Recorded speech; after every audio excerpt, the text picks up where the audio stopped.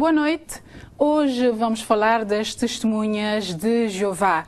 Testemunhas de Jeová que são conhecidos por seu trabalho persistente de evangelização de casa em casa e mesmo nas ruas e pela interpretação particular que dão à Bíblia.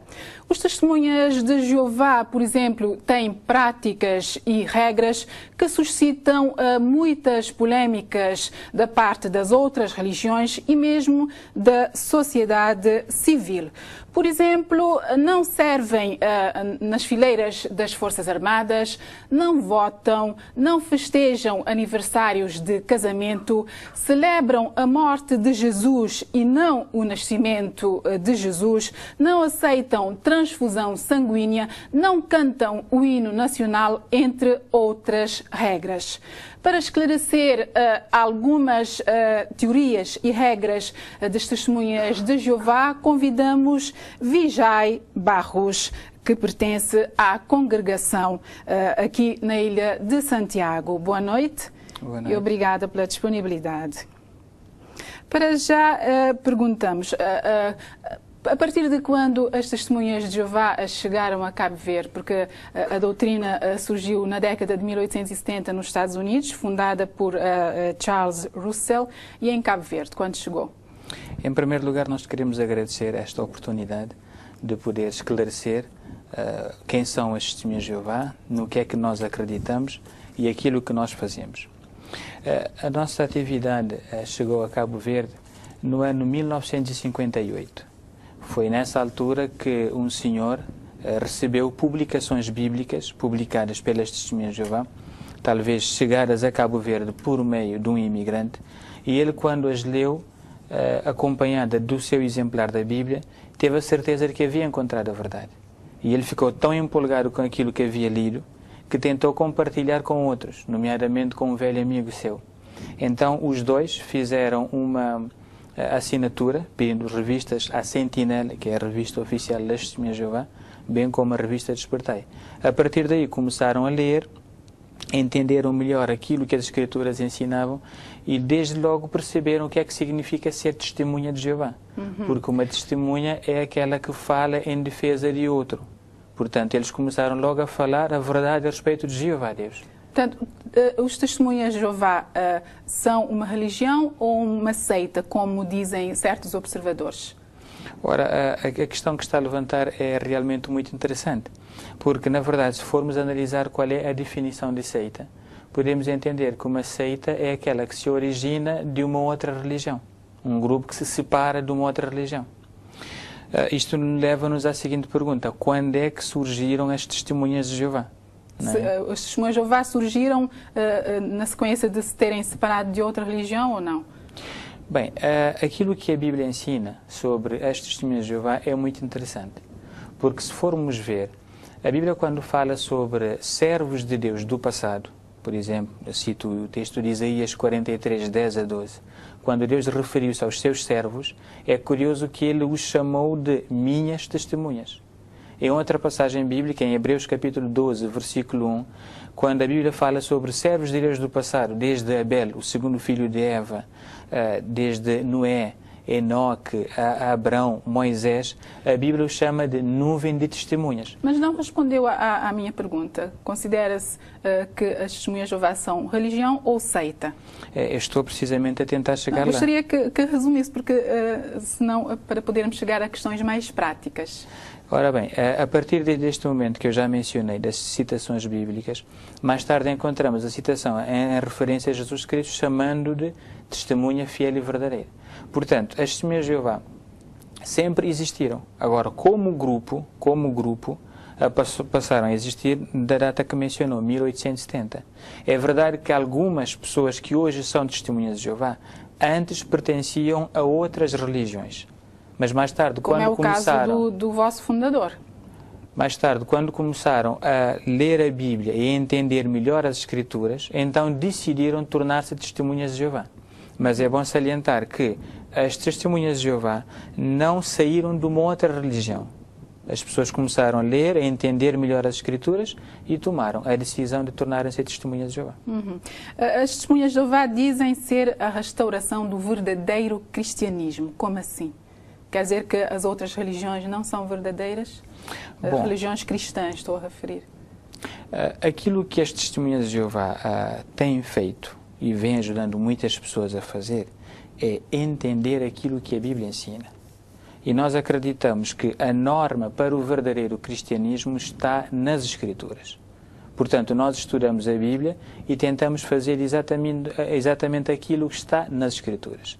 Agora, aquilo que as outras religiões fazem, eu acho que ficaria um pouco de todo, não muito bem, estarmos aqui a falar a respeito daquilo que os outros fazem. A explicação de se considerarem a restauração do verdadeiro cristianismo é o facto de considerarem estar a fazer aquilo que está nas outras, nas Escrituras. Exatamente, aquilo que Jesus Cristo fez.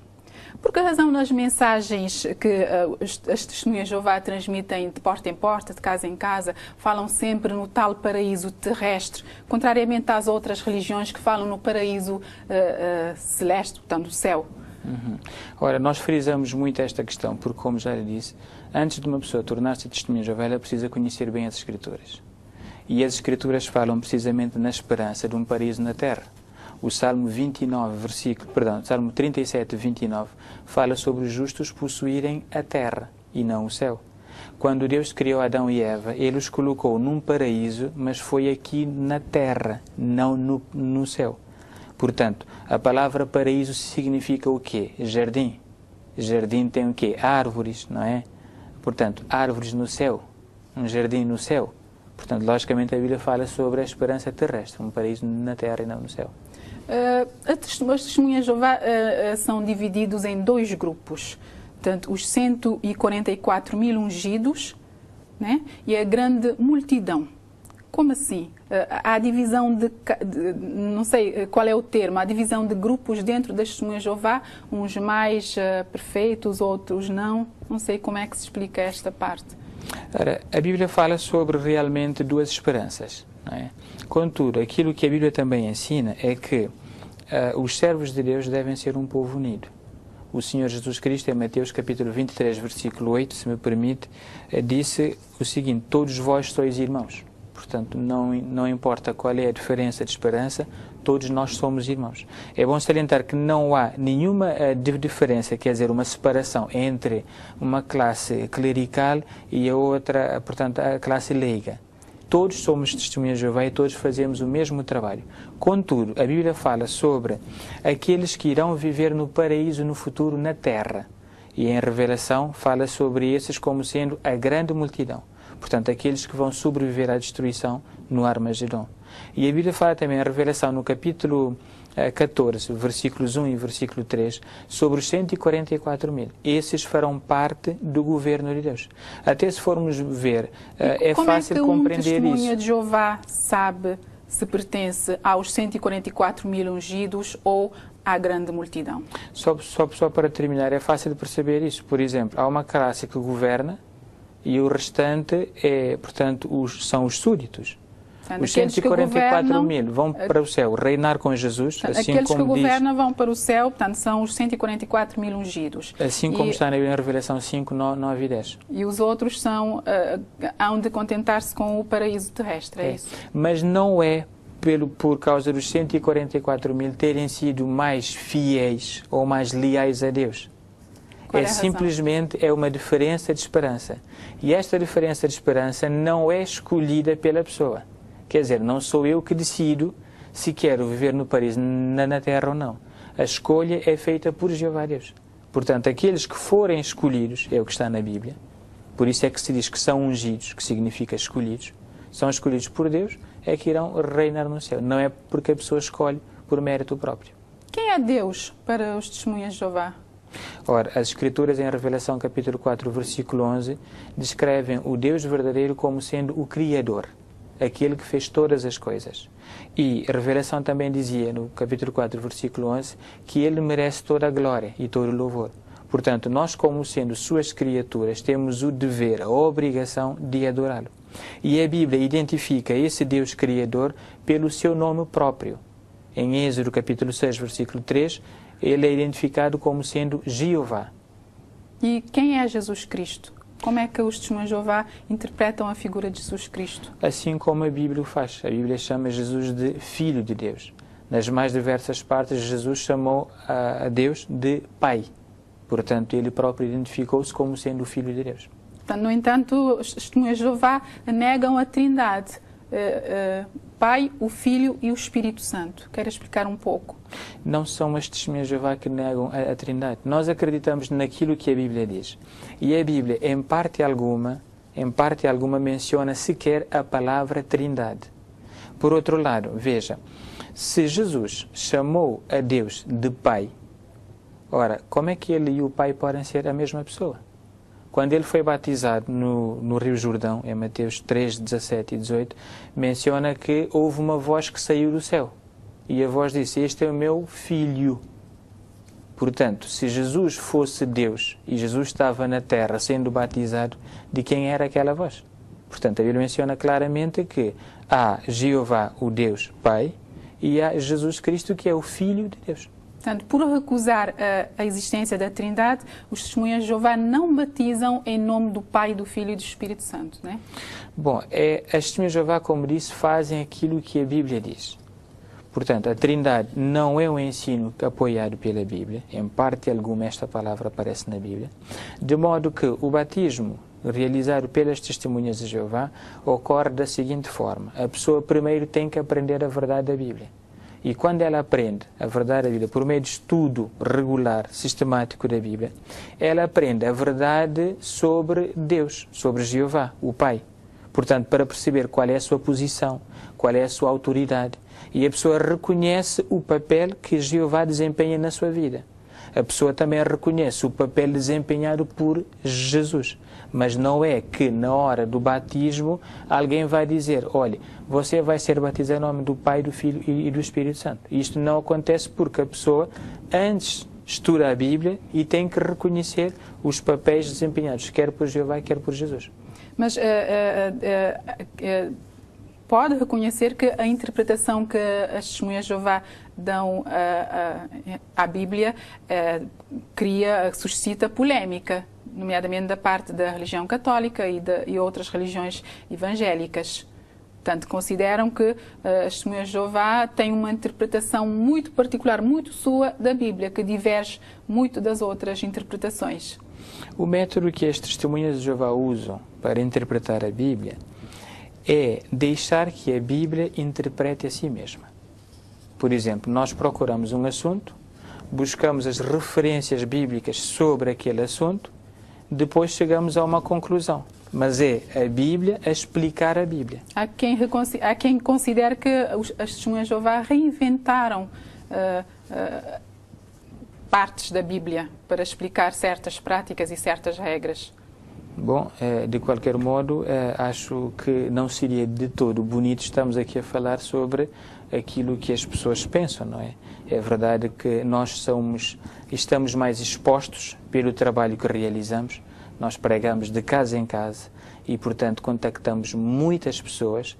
Portanto, é normal que as pessoas tenham muitas ideias sobre as testemunhas de Jeová, porque cada pessoa tem o direito de ter a sua própria opinião. Agora, estar aqui a falar sobre o que eles pensam, se é polêmico ou se não é, acho que de todo não seria bom. Por que razão as testemunhas de Jeová não celebram, por exemplo, o nascimento de Jesus, o Natal? Ora, em primeiro lugar, é bom esclarecer que as testemunhas de Jeová não são contra festas. Ao contrário do que se pensa, nós nos divertimos. Passamos tempo com a nossa família, com os nossos amigos. Agora, quanto à questão que levanta concernente ao Natal, as testemunhas de Jeová realmente não comemoram o Natal. E fazem-no por várias razões. A primeira razão tem a ver com a própria Bíblia, com aquilo que a Bíblia diz. Por exemplo, o Natal é comemorado no dia 25 de dezembro. Todos nós sabemos que é a época do inverno. No Evangelho de Lucas, capítulo 2, versículo 8, as Escrituras dizem que na noite em que Jesus nasceu, pastores estavam vivendo ao ar livre, no campo, mantendo vigílias sobre os seus rebanhos. Ora, se era inverno, 25 de dezembro, como é que era possível os pastores estarem no campo? Aliás, se me permite, tenho aqui uma citação feita por uma enciclopédia, aliás, por um livro chamado A Vida Diária na Época de Jesus. Ela faz o seguinte comentário. Diz que os rebanhos ficavam ao ar livre da semana antes da Páscoa, fim de março, até meados de novembro. Daí, eles passavam o inverno em abrigos, E só com base nisso podemos ver que é improvável que a data tradicional do Natal esteja certa, visto que o Evangelho diz que os pastores estavam nos campos. Mas, portanto, esta é a razão pela qual nós não celebramos. Teólogos e estudiosos explicam que o 25 de dezembro foi aproveitado, era uma festa pagã, dedicado ao Deus Sol, festa dedicada ao Deus Sol invencível, e que foi aproveitada para evangelizar os povos que não tinham em Jesus Cristo o Deus único.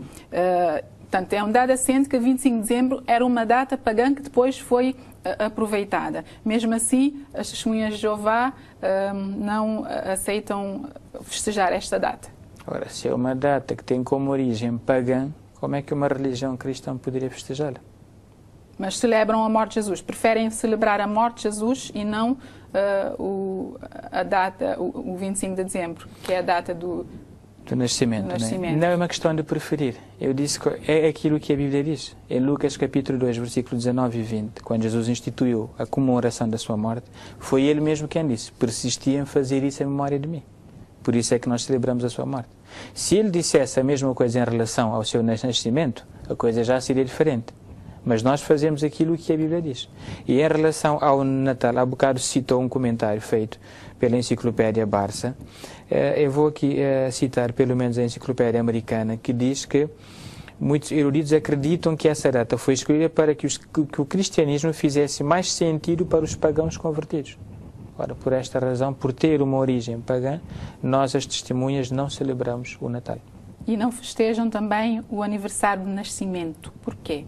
Que mal há em se festejar o dia em que se nasceu? Como disse há bocado, nós não somos contra festas. Não é? E nós gostamos até. Curiosamente, quanto aos aniversários, é verdade que é uma alegria para os pais o nascimento de uma criança. Contudo, a Bíblia não menciona aniversários natalícios de servos de Deus. Mas isto não foi uma omissão propositada, porque ela menciona 2 casos de aniversários natalícios. Um comemorado por Faraó, do Egito, conforme Gênesis capítulo 40, e outro celebrado por Herodes Antipas. E, curiosamente, esses 2 aniversários natalícios são colocados numa luz desfavorável, porque nesses 2 aniversários ocorreram 2 assassinatos. No de Faraó, do chefe dos padeiros, e no de Herodes, portanto, a morte de João Batista. Mas esta os 2 assassinatos não aconteceram porque era aniversário do rei do Egito ou do rei Herodes. Aconteceram por circunstâncias que aconteceram durante as festas. Mas o que é facto é que, não só por causa desses acontecimentos, mas esses 2 homens não eram adoradores de Deus. Ora, se fosse uma celebração para ser comemorada, a Bíblia, por certo, relataria casos de servos de Deus que comemoraram os aniversários. Aliás, vou aqui apenas citar uma enciclopédia, a Enciclopédia Mundial, dizia que os primeiros cristãos consideravam um costume pagão celebrar a data de nascimento de qualquer pessoa. Um outro livro, chamado A Tradição dos Aniversários Natalícios, dizia que o espírito, portanto, que acreditavam que a pessoa tinha um espírito protetor, que assistia ao seu nascimento e que acompanhava por toda a vida. Esse livro dizia que esse espírito tinha uma relação mística com o Deus cuja data de nascimento era a mesma que o da pessoa. Portanto, primeiro, porque o nascimento, portanto, aniversários natalícios não são mencionados na Bíblia como sendo comemorados por servos de Deus. Segundo, por terem uma relação com o paganismo. E terceiro, porque os cristãos sempre foram incentivados a serem modestos. E como tal, não acham que o nascimento de uma pessoa é algo assim tão importante que deva ser comemorado. A morte é mais importante, segundo as testemunhas de Jeová? A Bíblia menciona que deve-se comemorar a morte de Jesus Cristo. E por isso, os testemunhos de Jeová têm na morte de Jesus uma das maiores celebrações é a única que a Bíblia menciona e a única que a Bíblia incentiva a fazer. É bom esclarecer aqui que as testemunhas de Jeová também não comemoram a morte de entes queridos. Não celebramos aniversários natalícios, mas também nós não comemoramos a morte de nossos parentes. Longe disso. Não é? Apenas comemoramos a morte de Jesus porque Ele ordenou que assim o fizéssemos. Na vossa doutrina diz-se que consideram a morte mais importante que o nascimento. Por quê? Bem, a Bíblia diz, em Eclesiastes 7:2, que o dia da morte é melhor do que o dia em que se nasce. E por uma razão bem simples. Ora, quando a pessoa nasce, a pessoa não nasce com nenhuma reputação. Ela ainda não fez nada digna de ser mencionada ou de ser louvada. Contudo, quando a pessoa morre, não é, a pessoa já deixa uma reputação. Portanto, é aquilo que a Bíblia diz. Agora, não significa isso que nós comemoramos a morte de alguém. Não, não é nada disso. Não comemoramos os aniversários pelas razões que eu aqui já citei. Como é que um testemunha de Jeová se sente no dia do aniversário de nascimento? Sente-se alegre? Ora, para nós é um dia normal. Aliás, para uma família de testemunhas de Jeová, é um dia como qualquer outro dia. Portanto, nós não celebramos aniversários. Logicamente, não vamos fazer uma festa, não vamos trocar presentes. Isto podemos fazer outros dias, não é? E pode-se fazer isso todo o ano. Não necessariamente temos que esperar um dia do ano para fazê-lo. Olha, eu até pessoalmente, algumas vezes já esqueci-me do dia do meu aniversário. Passou-me completamente despercebido, porque não é um dia que eu dou tanta importância. E se tivesse lembrado, passaria em branco também? Já me lembrei diversas vezes e passou em branco. É o que a Bíblia diz, é o que fazemos. Quanto às transfusões, esta é outra parte muito polémica que leva alguns observadores e teóricos a dizerem que as testemunhas de Jeová são fanáticos que rejeitam tratamento, rejeitam a transfusão de sangue e preferem morrer a aceitar uma transfusão de sangue. Ora, como disse, esta é uma situação um bocado delicada, não é? Para já, as testemunhas de Jeová dão grande valor à vida. Aliás, se nós não dessemos valor à vida, não íamos procurar tratamento médico. Se nós preferíssemos que nossos parentes morressem, não é, em vez de aceitar sangue, logicamente nós não os iríamos levar ao hospital para procurar tratamento médico. Aquilo que as testemunhas de Jeová fazem é obedecer estritamente àquilo que a Bíblia diz. Olha, o que acontece é o seguinte: nós não escolhemos que parte da Bíblia vamos obedecer e que parte da Bíblia não vamos obedecer. Para nós, ou se obedece a Jeová a Deus, ou não se obedece. A Bíblia diz em Atos capítulo 15... Mas a Bíblia não diz para não se aceitar transfusão de sangue. Bem, é verdade que a Bíblia não usa a palavra transfusão. Mas se formos ler em Atos capítulo 15 e o versículo 29, lá dizia que os cristãos devem persistir em abster-se de sangue. Ora, a palavra abster-se significa não fazer qualquer uso. Portanto, logicamente... Abster-se de sangue significa não usar sangue como dieta alimentar, mas não tem nada a ver com tratamento médico, como um método de tratamento médico. Ingerir sangue é completamente diferente. Então, diga-me uma coisa, acha que uma pessoa que vai para o médico, uma pessoa é alcoólatra, e o médico diz-lhe assim, olha, você tem que abster-se do álcool. Ele chega a casa, não bebe álcool, mas injeta o álcool. Absteve-se de álcool? São duas situações completamente diferentes em relação ao sangue, porque o sangue é vida. Neste caso, um doente, por exemplo, suponhamos um doente com leucemia. O tratamento só se faz com quimioterapia e transfusão de sangue. O testemunho de Jeová prefere morrer então, porque a Bíblia diz para não ingerir sangue. Ora, as testemunhas de Jeová, como já lhe disse, não preferem morrer, porque senão não iam procurar tratamento. Aquilo que acontece é o seguinte: nós não aceitamos sangue porque é o mandamento da Bíblia. Contudo, quanto a esta questão, é bom esclarecer que há métodos alternativos. Quando não há, por exemplo, no caso de uma leucemia, quando não há?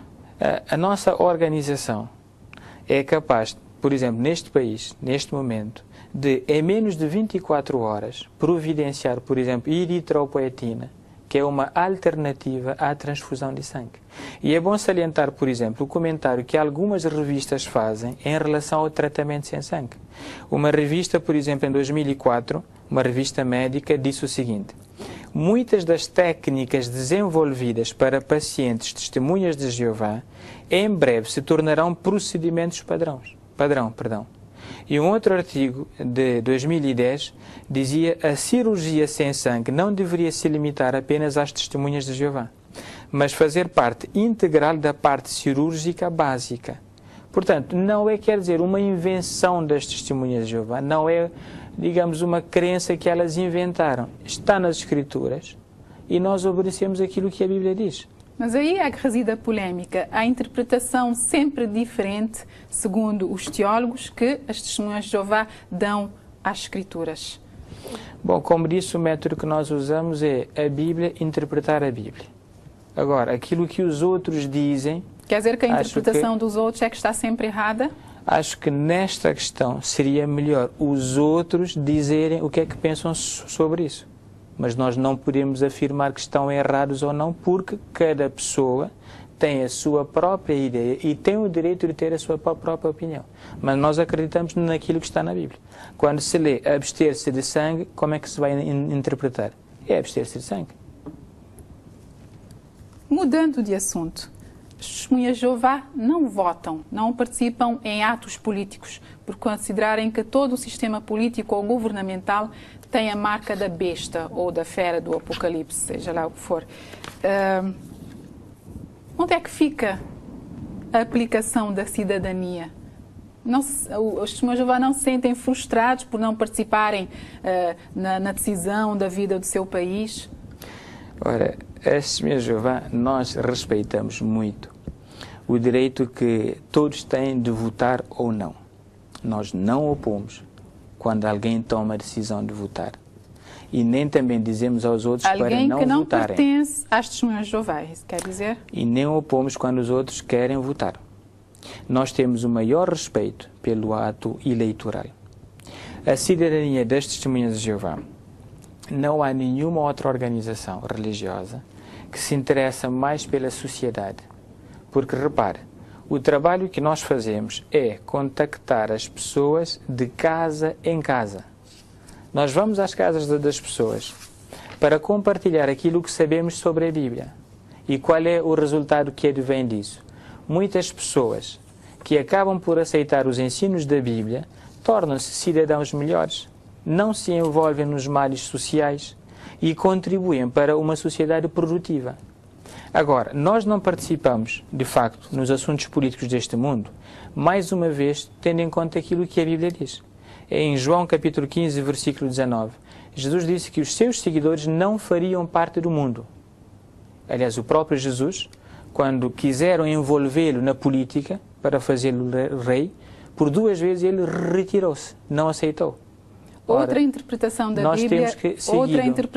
Bíblia diz que o cristão tem 2 pátrias, o céu e o mundo, e deve participar nas coisas deste mundo, portanto, votar, participar em atividades políticas, praticar a sua cidadania. Já o apóstolo Paulo dizia, por exemplo, todos devem sujeitar-se às autoridades governamentais, pois não há autoridade que não venha de Deus. Portanto, Romanos 13. Como é que os testemunhas de Jeová explicam, então, o facto de não participarem na vida política e de não aceitarem, de considerarem que os governos, o sistema político e mesmo o sistema militar é a marca da besta? Bem, nós temos a obrigação, como disse, em harmonia com Romanos 13:1, de obedecer aos governos. E é isso que nós fazemos. Nós somos cidadãos exemplares, pagamos os nossos impostos e colaboramos com medidas do governo, obedecemos às suas leis. E agora, o que nós não fazemos é, não podemos obedecer aos homens primeiro que a Deus. Temos que obedecer antes a Deus do que aos homens, como dizia Atos 5:29. Mas nós temos o maior respeito pelos governos. Nós contribuímos para que a sociedade seja melhor, pela nossa forma de viver e pelo ensino que administramos. Agora, nós não participamos na política, como já disse, por uma outra razão. É que a congregação, as testemunhas de Jeová, são um povo unido. Agora imagina que nós participássemos em atos eleitorais ou participássemos na política. Isto causaria muita divisão. E a Bíblia diz que o povo de Deus deve ser unido.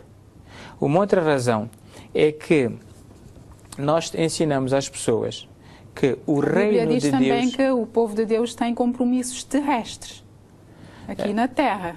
Nós ensinamos às pessoas a verdade sobre o reino de Deus. O reino de Deus é o governo de Deus. Aliás, na oração famosíssima do Pai Nosso, as pessoas dizem: venha a nós o vosso reino. Estão a pedir que esse governo venha. Ora, se nós ensinamos as pessoas sobre o governo de Deus, depois elas nos vêm a apoiar governos humanos, já talvez não tenhamos tanta franqueza em falar, tanta força de moral.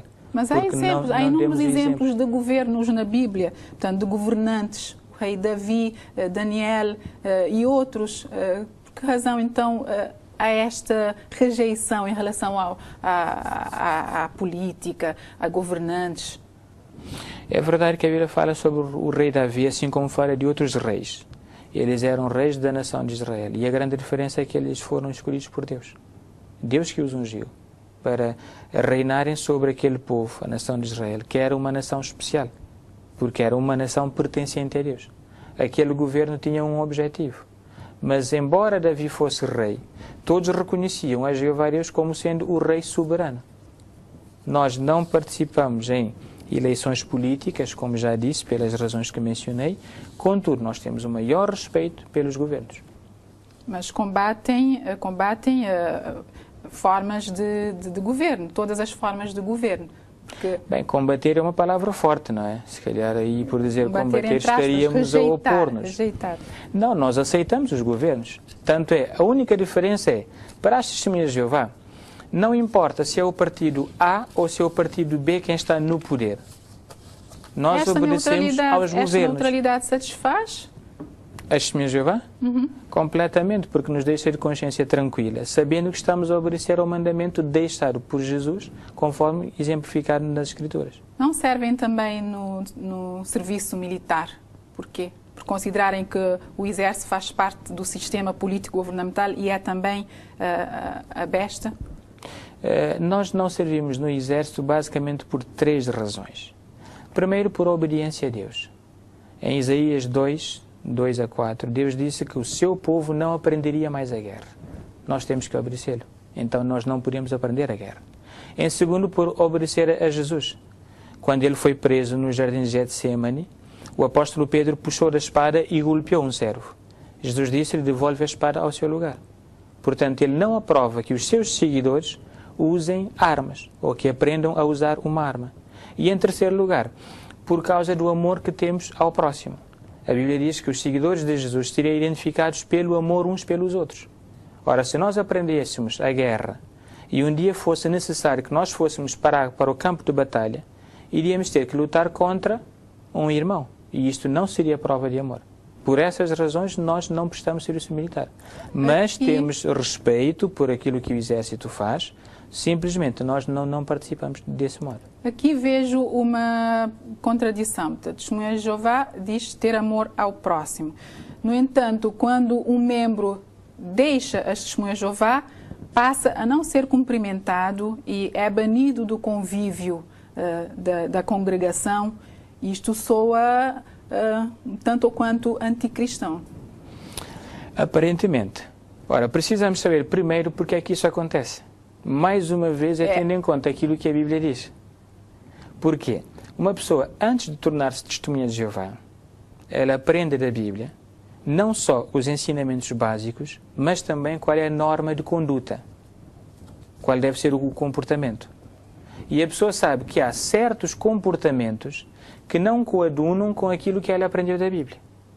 Portanto, alguém para ser testemunha de Jeová tem que ter um comportamento que esteja em harmonia com a Bíblia. E isso a pessoa já sabe antes de decidir tornar-se testemunha de Jeová.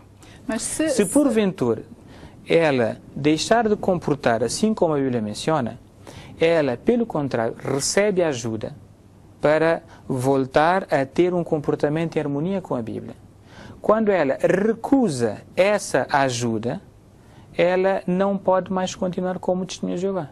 Mas isto é porque ela deixa... O facto de alguém deixar as testemunhas de Jeová e continuar a ser um cidadão respeitável, mas simplesmente não concorda mais com a doutrina. Isso faz com que seja considerado alguém de mau comportamento? Ora, para já, aquilo que a Bíblia ensina está aqui na primeira carta aos Coríntios, capítulo 5, se me permite.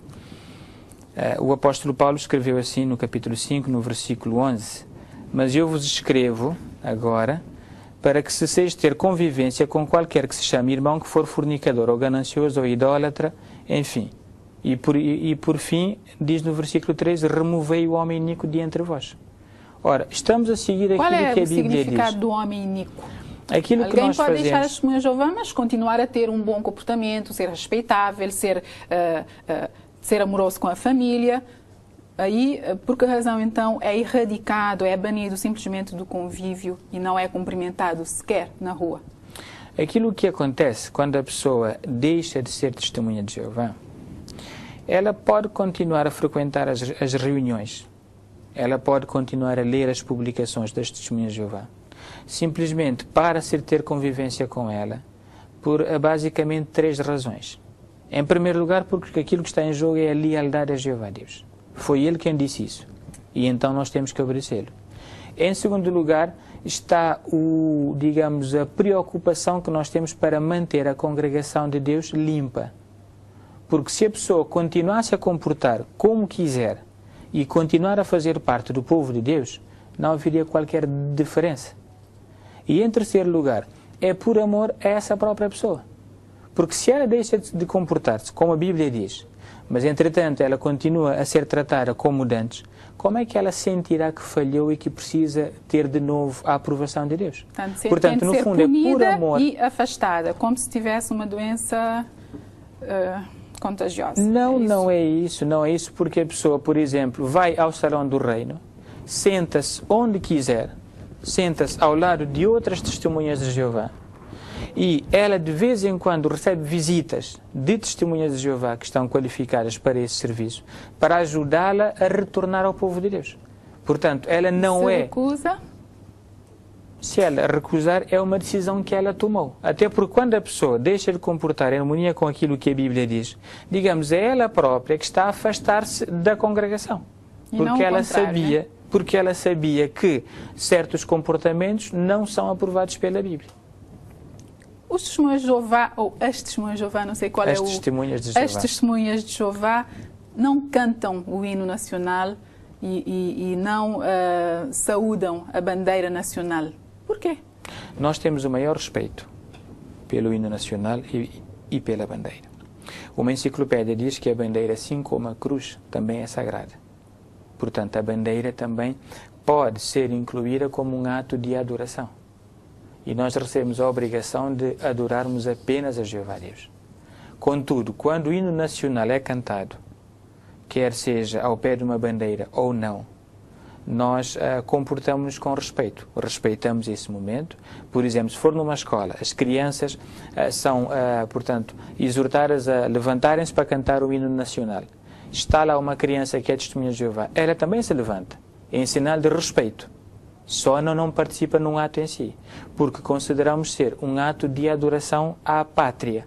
E nós temos a obrigação de adorar apenas a Jeová Deus. Não estarão a confundir honra à pátria com adoração à pátria? Não estamos a confundir, porque aquilo que mesmo livros antigos, enciclopédias dizem, é que os cristãos do primeiro século também não faziam isso. E, portanto, nós também não o fazemos. Portanto, cantar o hino nacional e saudar a bandeira é um ato de adoração que as testemunhas de Jeová condenam. As testemunhas de Jeová quer dizer, a Bíblia diz que devemos adorar apenas a Jeová Deus.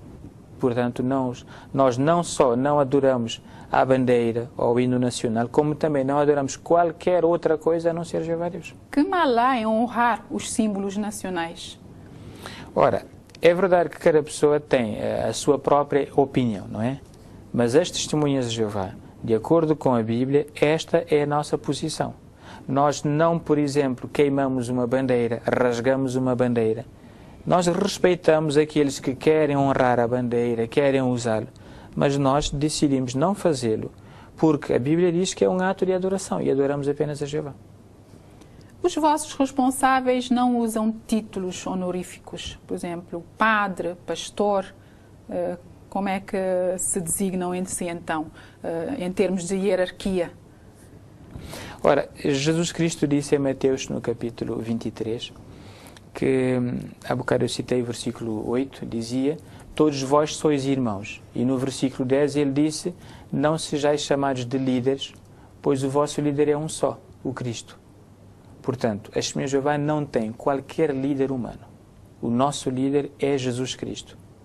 Contudo, no seio das Testemunhas de Jeová não há separação de classes. Quer dizer, há hierarquias. Não. Há pessoas com responsabilidades diferentes. Não é? Todas as Testemunhas de Jeová pregam de casa em casa.